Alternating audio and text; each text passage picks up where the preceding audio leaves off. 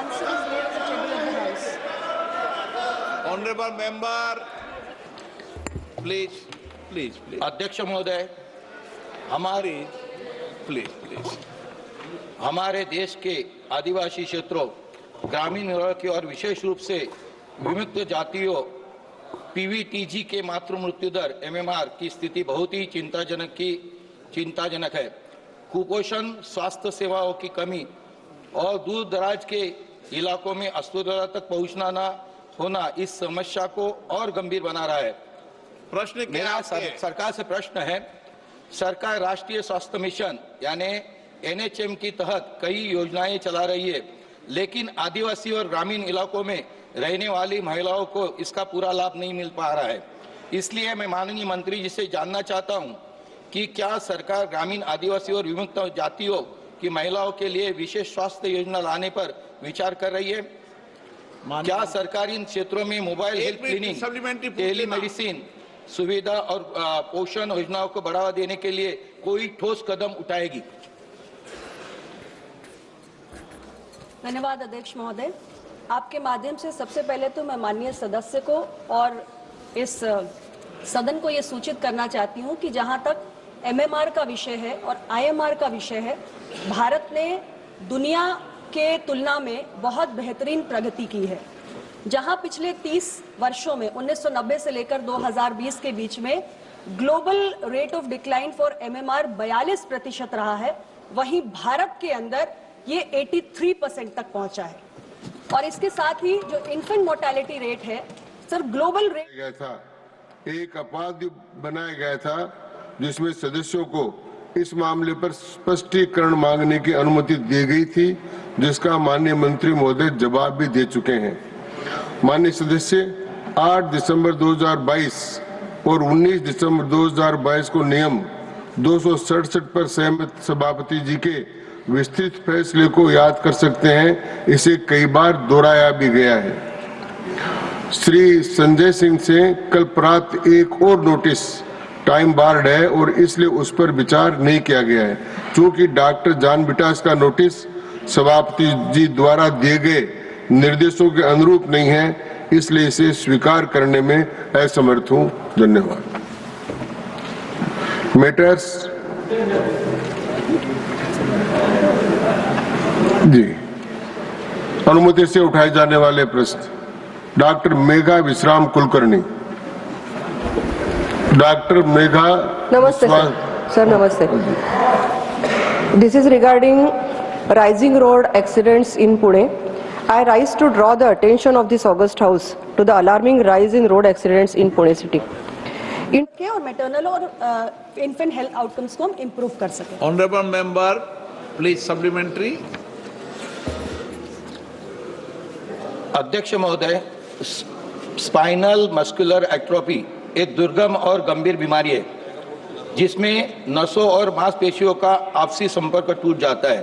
Duquesne muscular dystrophy यानी DMD जीवन की गुणवत्ता को प्रभावित करने वाली दुर्लभ बीमारियों में से एक है। मांसपेशियों की कमजोरी के कारण बनने वाली इस समस्या के शिकार लोगों के लिए जीवन के सामान्य कामकाज कहीं कठिन हो जाती है। ये दोनों बीमारी न केवल बच्चों के लिए बल्कि उनके माता पिता के लिए जीवन भर का संघर्ष बन जाती है। स्पाइनल मस्कुलर एट्रोफी यानी एसएमए और ड्यूकेन मस्कुलर डिस्ट्रॉफी यानी डीएमडी जैसी बीमारियों में पीड़ित बच्चों के इलाज की समस्या बेहद गंभीर है। ये बीमारियां 5 वर्ष से के कम उम्र के बच्चों को प्रभावित करती है, लेकिन इसके उपचार के लिए उपलब्ध जीन थेरेपी और अन्य दवाइयां अत्यंत महंगी है, जिसकी लागत 2 से 3 करोड़ प्रति वर्ष प्रति बच्चा तक पहुंच जाती है। इतनी महंगी दवा के कारण एक सामान्य और गरीब परिवार के बारे में सोच नहीं सकता और उपचार के अभाव में कई बच्चों की मृत्यु हो जाती है।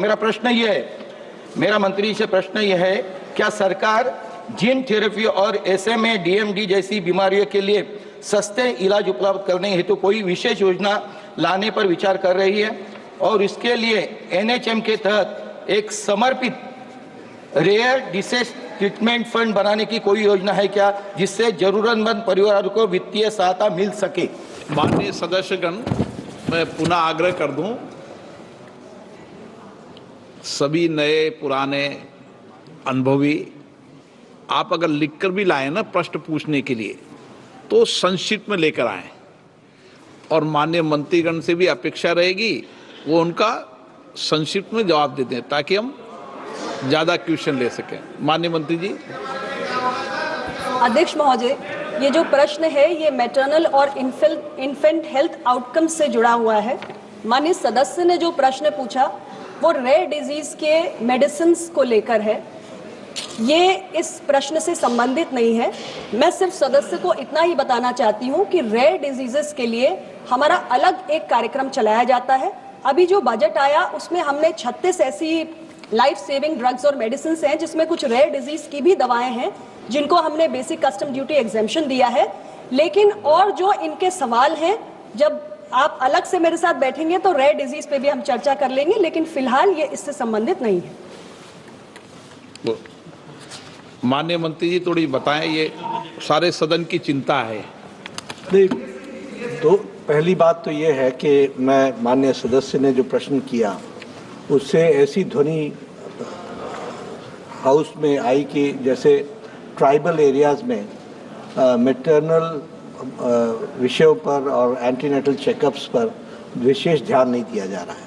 मैं बताना चाहता हूं कि हमारा स्वास्थ्य विभाग और जो सभी प्रदेश हैं वह सब दोनों एक साथ मिल करके इसमें बहुत अच्छा काम हुआ है, जिसके बारे में हमारे मंत्री जी ने जवाब दिया कि हमारे जो MMR है, मैटरनल मोर्टेलिटी रेशियो, और IMR है, इन्फेंट मोर्टेलिटी रेट, और जो हमारा अंडर 5 मोर्टेलिटी है, ये ग्लोबल डिक्लाइन से कहीं ज़्यादा यानी दुगने से ज़्यादा हमारा डिक्लाइन है।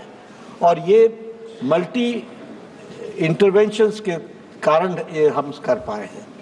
इसमें जैसे ट्राइबल एरिया की उन्होंने बातचीत की, तो बीजापुर, कोंटा, नारायणपुर, बस्तर, दंतेवाड़ा, गढ़चिरौली, ये सारे ट्राइबल डिस्ट्रिक्ट्स, उड़ीसा के ट्राइबल डिस्ट्रिक्ट्स, इनके भी अगर आप पैरामीटर्स देखेंगे, हेल्थ के पैरामीटर्स, तो जो MMR है, IMR है और अंडर 5 मोर्टेलिटी है, वह उसी तरीके से डिक्लाइन कर रहा है।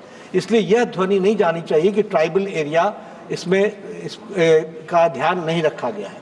स्वास्थ्य विभाग की ओर से मैं इतना ज़रूर बताना चाहूँगा कि जब हम बात करते हैं वैक्सीनेशन की, जब हम बात करते हैं इनॉक्यूलेशन की, तो हमारे लद्दाख के इलाके, जो दूर इलाके हैं, वहाँ से लेकर के ये गढ़चिरौली से लेकर के बस्तर से लेकर के ये सारे उसके दायरे में आते हैं, और हमारे स्वास्थ्य विभाग के कर्मचारी उन सब चीज़ों के लिए आगे बढ़ करके वहाँ तक काम को पहुँचाते हैं। श्रीमती शांभवी